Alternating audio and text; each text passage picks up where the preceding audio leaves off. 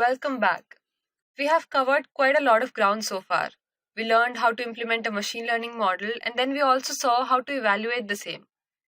Now, one of the key objectives of any machine learning model is that it should perform well on unseen data. It's well and good building a model that is highly accurate on the training set, but it's also important that the model performs well on completely new, or as you can say, previously unseen data. That's what that matters.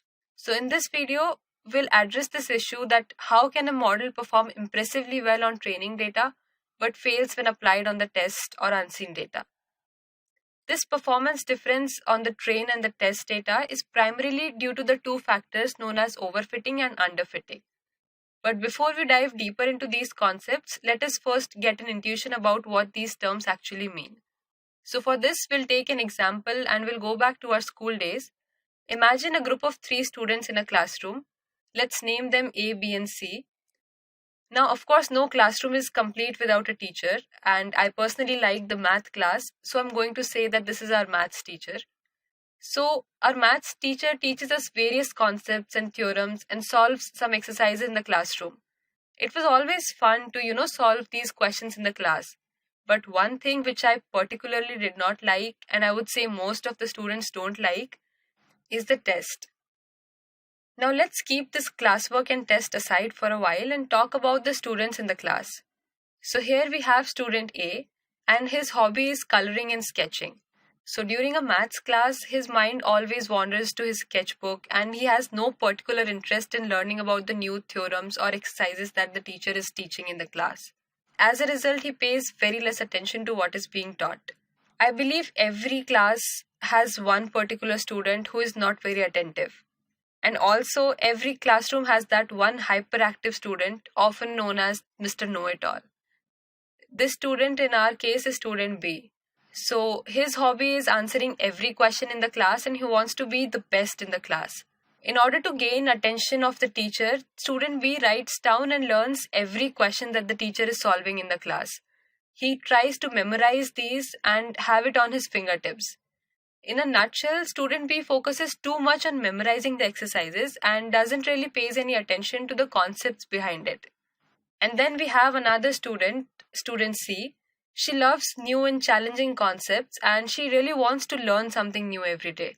So her hobby is learning new things, and while in a maths class, she tries to understand the concept, she pays attention in the class and tries to grasp the idea behind problem solving and methodology. Now we have these 3 students, all of them having different personalities and interests, and our teacher. So the teacher is using a set of 20 questions in the class, and that's what we call the classwork, right? Now we know the characteristics of these 3 students, and we know how they would respond when the teacher is teaching. Student A would pay no attention in the class. Student B is trying to memorize the questions and their answers, while student C is actually paying attention to the concept being taught in the class. So once the teacher has finished explaining the 20 questions, she gives a quiz to the students. This quiz is based on the 20 questions that the teacher has taught in the class. And here are the results of the quiz. We already know that student A has no interest in the class to begin with. Therefore, he randomly guesses and scores 50% in the quiz. Student B, on the other hand, actually breezes through the test quickest. During the class, he actually memorized every question and answer and was easily able to score a 98%. Almost a perfect score, right? Now we have student C, who we know learned how to solve the problem. She took her time and patiently scored a 92%. A pretty good score, I would say. Now, the teacher understands that student B and student C are doing very good. But she is interested in checking whether the students actually learned the concepts that she wanted to explain. So she has prepared another test for the students based on the concepts that she taught in the class, but the questions here are significantly different from the exercises that were covered.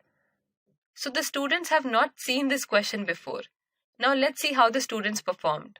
Student A, being distracted in the classroom, again uses random guessing and scores a 47%.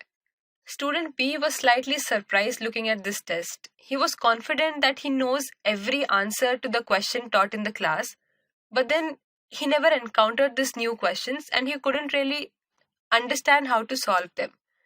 Since he memorized the answers of the classwork, he's facing difficulty with the tricky questions. Therefore, he ends up scoring 69%.